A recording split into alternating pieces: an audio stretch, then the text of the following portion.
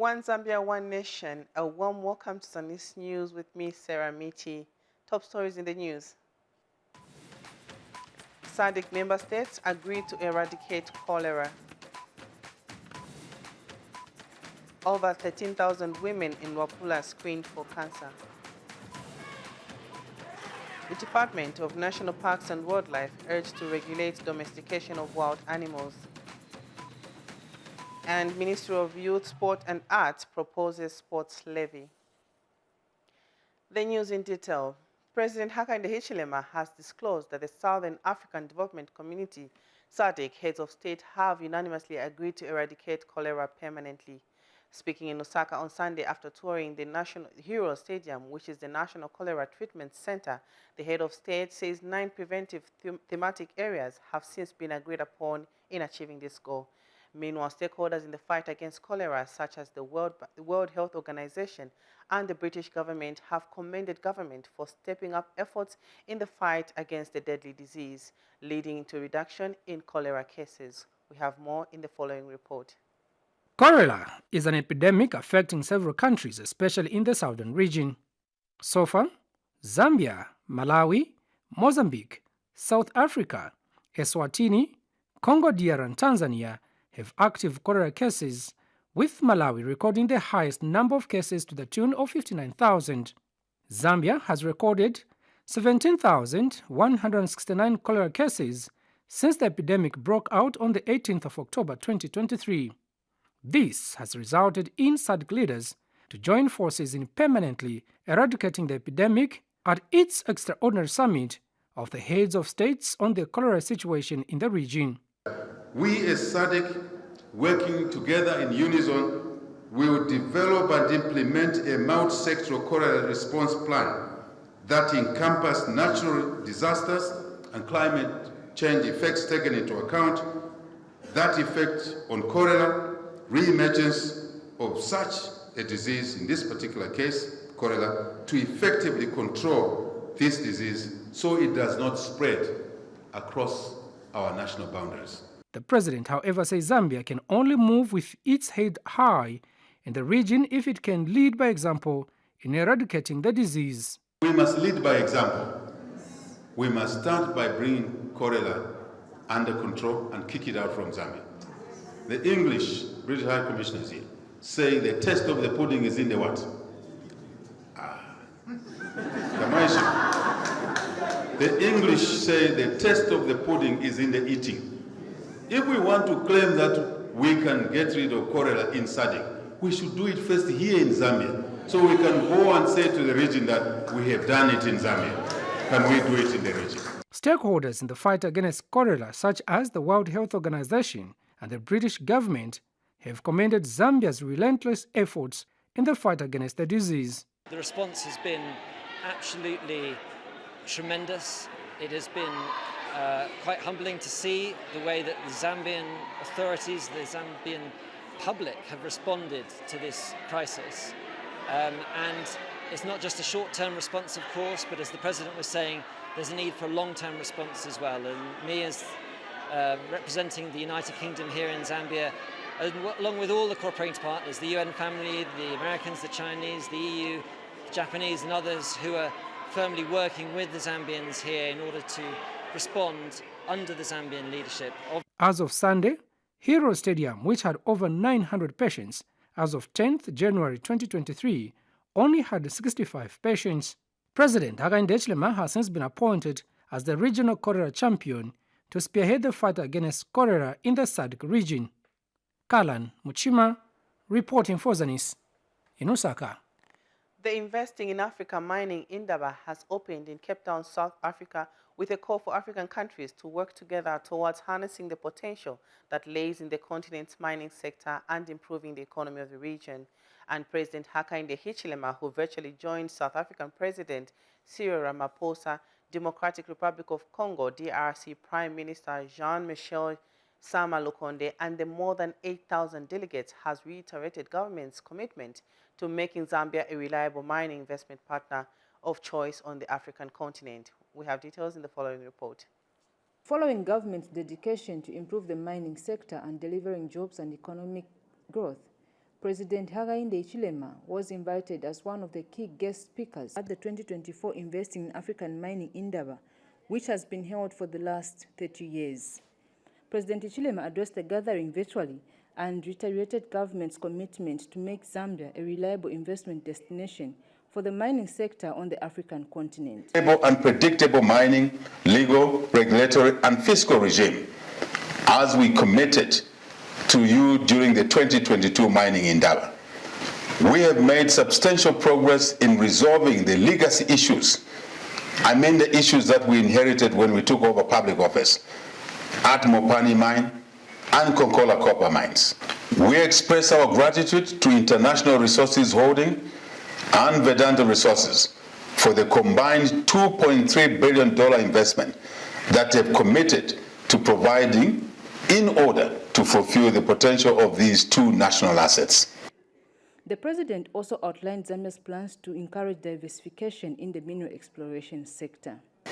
Government has made significant efforts to support the gemstone sector, and in particular, emeralds, where Zambia has become the world's largest producer of this precious stone. Therefore, we acknowledge the investment of companies such as Gemfields in a joint venture with our own government, the Zambian government.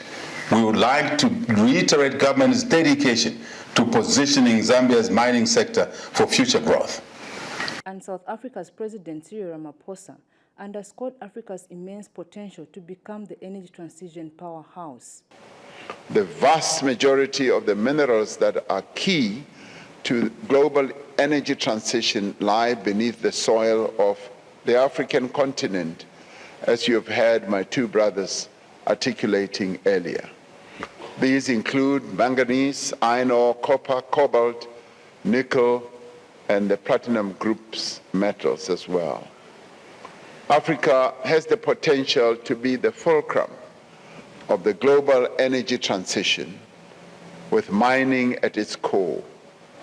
So this Indaba must prioritize deliberations around how we can leverage these changes to breathe new life into mining.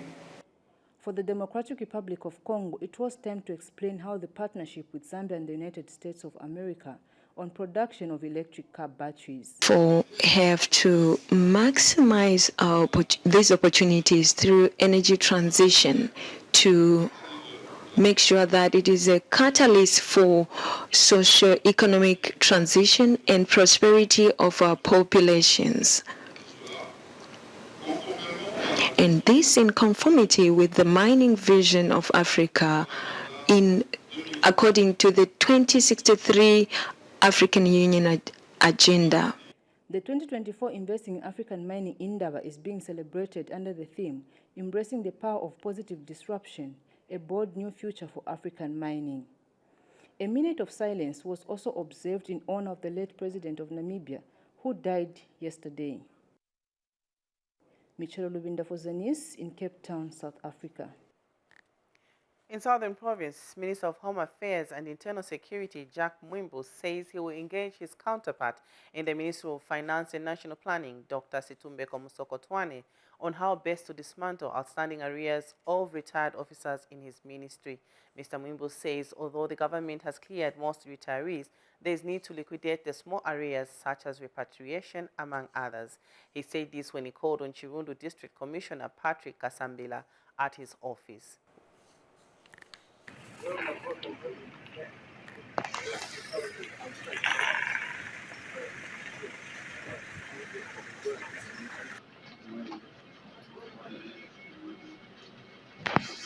Officers who retired and they are still occupying government houses.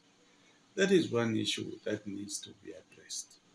I'm aware that on a number of situations, these officers do not want to leave government accommodation. If they have been paid their pension or their benefits have been paid apart from repatriation, why are they still? And the repatriation is not a big amount. You may find that they are just paltry amounts that can be made available. If we request the ministry and other agencies to ensure that that money is paid. for the benefit of the officers. I think we need to ensure we get the amounts that are supposed to be outstanding, we clear off, we provide accommodation for the other officers who deserve the houses which they need to occupy. To start with, we are very grateful to our Permanent President that we are actually one of the districts who benefited from CDF vehicles. Actually, we had a very big, I think we had a very big challenge in terms of transport, but due to that vehicle, we at least now be able even to patrol some areas where we are failing to go. And we also received a boat maybe 2 or 3 days ago. So we are very grateful to all these facilities. The other thing, Minister, is that some officers, I think, retired some good number of years ago, and they are still occupying the government house because they are not yet given their payments. So through you, sir, again, we want to request that if these officers, why can they be paid so that they leave room for other officers also to occupy those houses? They are still hanging on to say we are not really paid.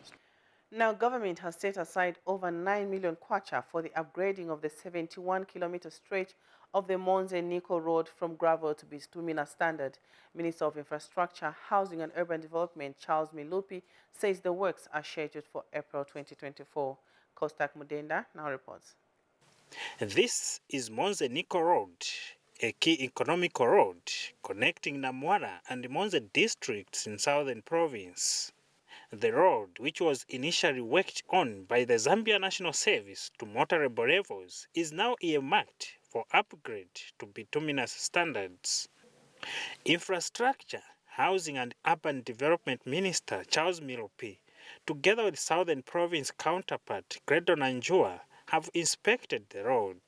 I am taking keen interest as a minister because I know this road traverses low-lying area, wet area, especially during the rain season.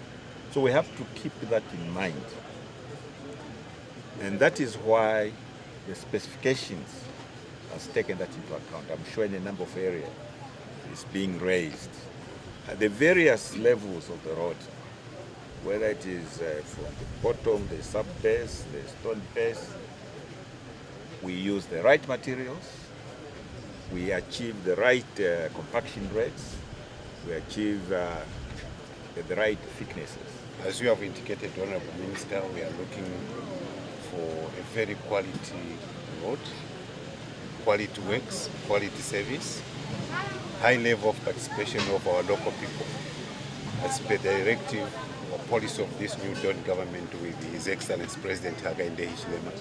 Our youths here, the unskilled labor, Honorable Minister, we emphasize as provincial administration that it will be drawn from within here.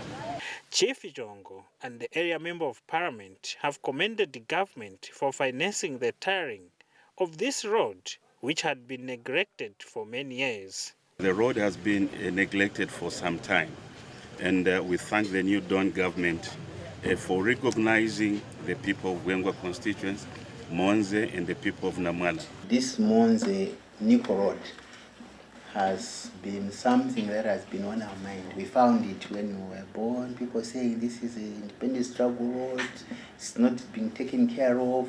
But now we are happy that you have promised that you are going to do a full work on it. Felix Mansa is the assistant resident engineer. This is a 24-month project, and it involves the upgrading of the Nico Monze Road from the gravel road to bituminous standard.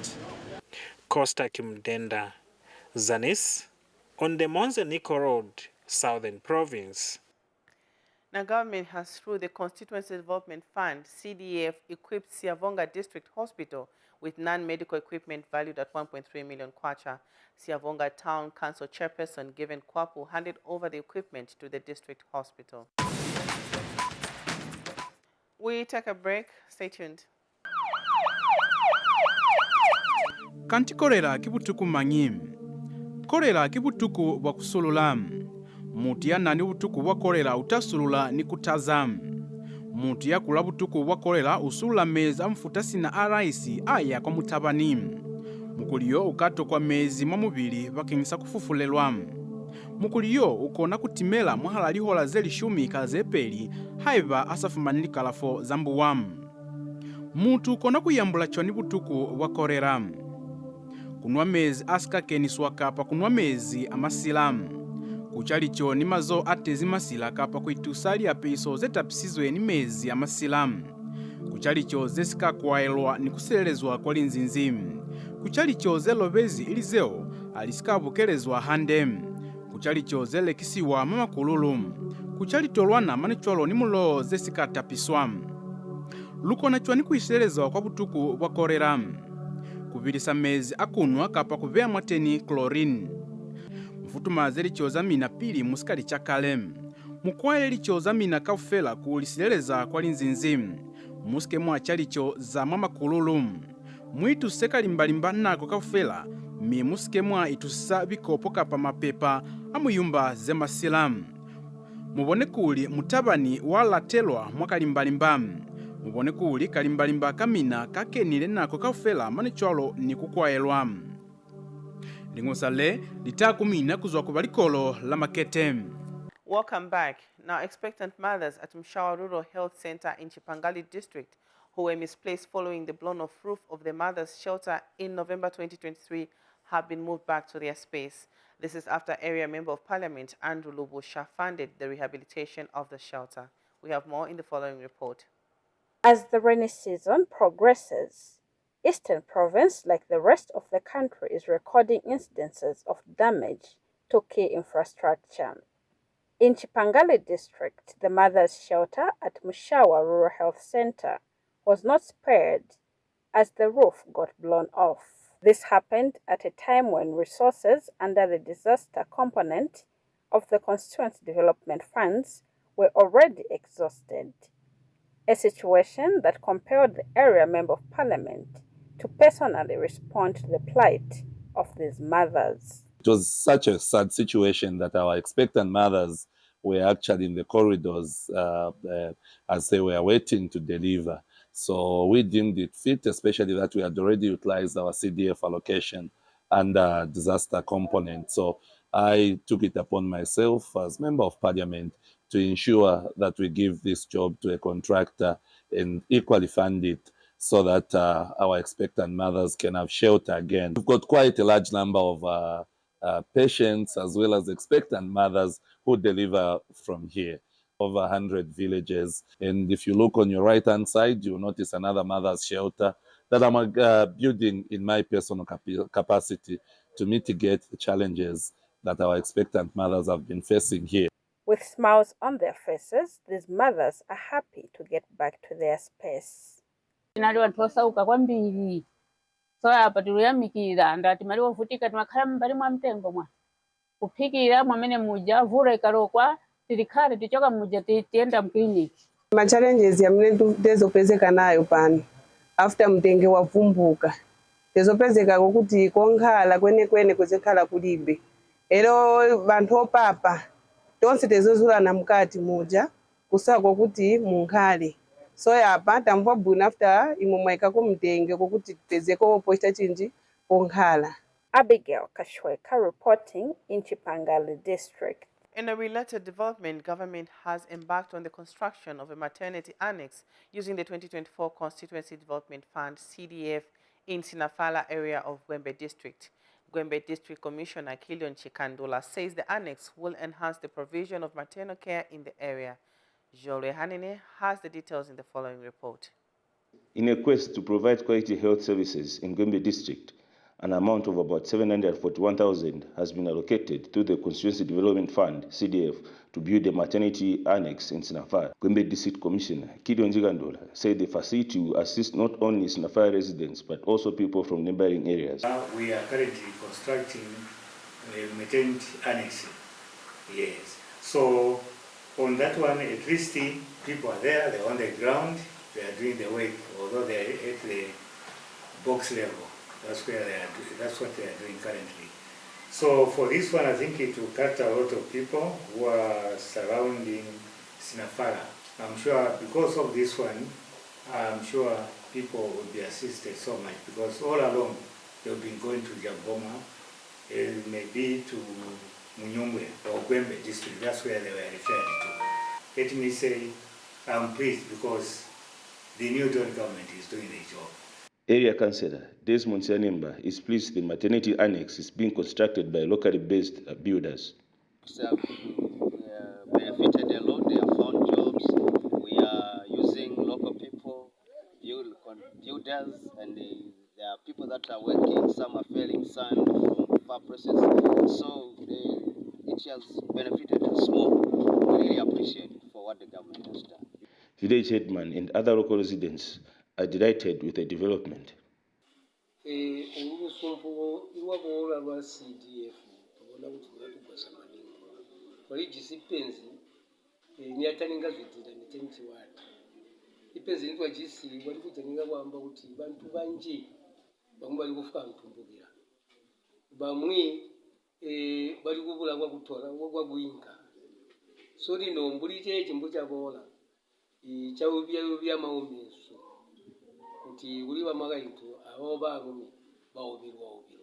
Yatotera sana pakutuletera Mother's Health amupepi kuno kusinafala tatwalechetekere kuti twakwata lero kuluse kwa buteko bulipo kwatuletera mupepi pantu twalende entanvu itali ukuyoko kwa Gwembe. Jole Hajinene reporting in Gwembe District, Southern Province. Minister of Health Sylvia Masebo has launched the cervical cancer screening and treatment guidelines in an effort to cut the number of cancer cases being recorded annually.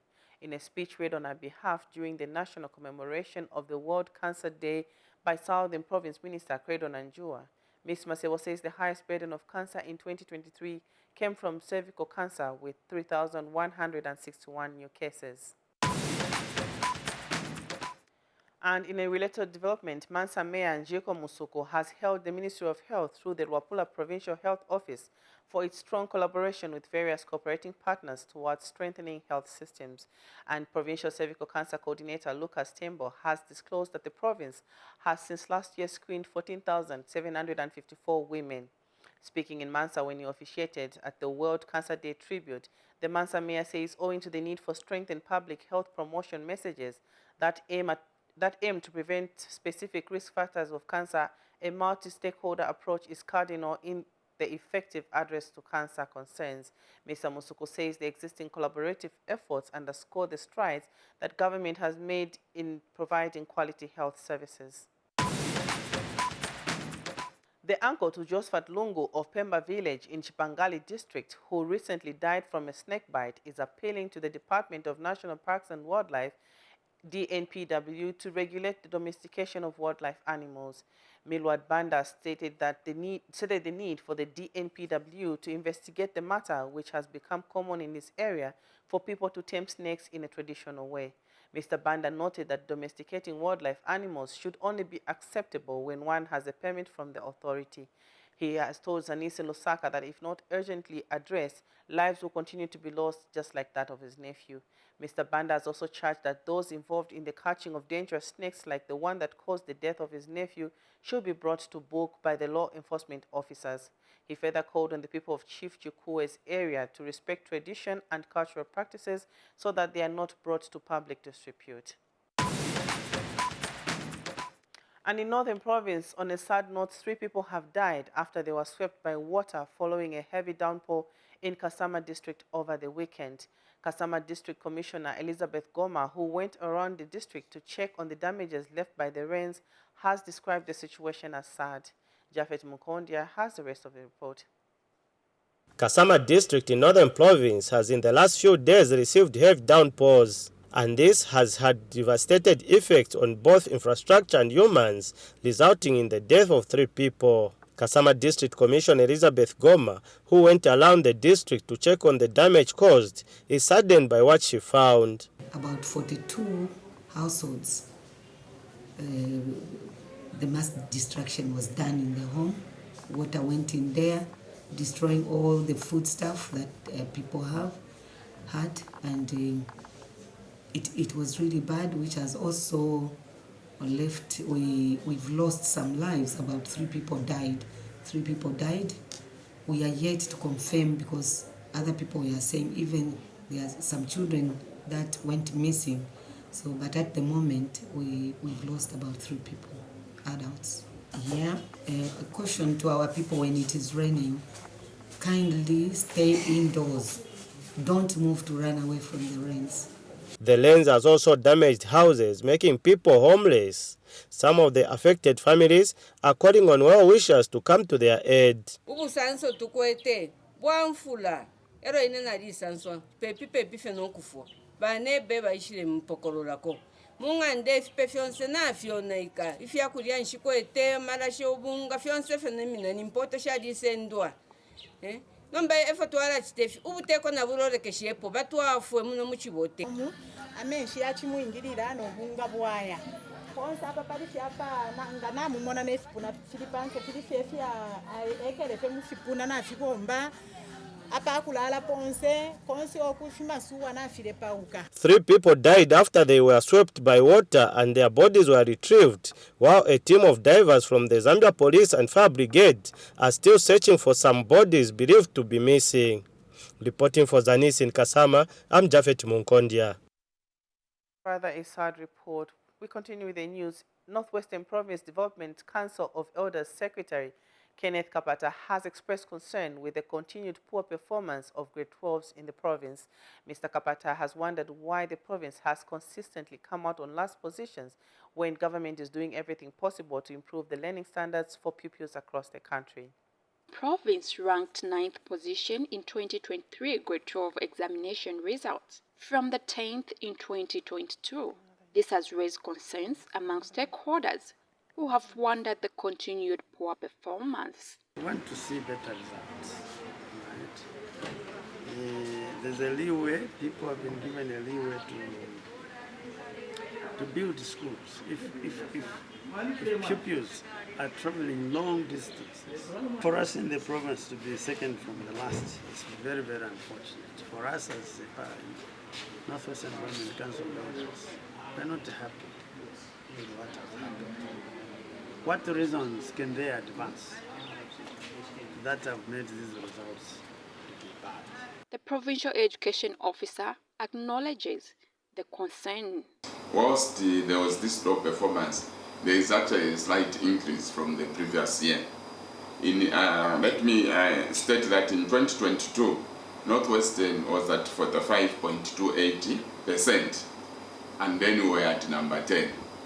In 2023, we are at 47.03%, and we moved to number 9. You could see that there was an upward movement. It was not downward. Yes, even us as education officials in the province, we are not happy with this. Furthermore, Mr. Munkeni says measures have been put in place to ensure there is further improvement. Suffice to say that we are putting in a number of interventions for this year. As we start the year, we have indicated that as a province, we need to ensure that at the local level, we enhance monitoring and supervision. Reporting for Zanis News in Solwezi District, Jennifer Mtoshi. Thank you, Jennifer, for that report. In other news, 3 women-led cooperatives in Nakonde District in Muchinga Province have been empowered with equipment by the Gender Division in the Office of the Vice President to help them thrive in their business ventures.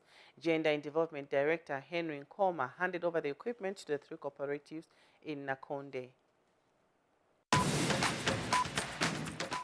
A disability organization in Chadiza district of Eastern Province has called on parents with children living with special needs to open up about their children's conditions. Chadiza Network for Persons Living with Disabilities chairperson Lazarus Banda says the trend of hiding children with disabilities is disadvantaging the children. Jubel Zulu has more in the following report. Inclusive education encourages all children to learn successively, regardless of disability, learning difficulty, or any other feature. For Chadiza district, some parents are making this achievement difficult. There are a lot of challenges which these children with disabilities are facing in the communities, such that you find that children with disabilities are being hidden in their homes. They are not taken to school. They are not associated with others. Stakeholders are advocating that every child has the right to education. There's need for vulnerable communities and persons with disability to have a foundation of good education. So this will deter them from other vices that may affect their development. So even after the introduction of free education that government has introduced, even amongst the children, we discovered that there is this group of people that have not been given enough opportunity to get into school. An appeal has been made. What measures or methods for them to be in schools or enrolled in schools? One, we make sure that the schools that have got labs, the schools that have got equipments for learning for children with disabilities, who also seeing that these children with disabilities also check their toilets, how they have made it for, and also the environment itself. Jubal Zulu, Zanis, Chadiza District, Eastern Province. Finally, in the news, Ministry of Youth, Sport and Arts has proposed an introduction of a sports levy to help grow the sports sector in the country.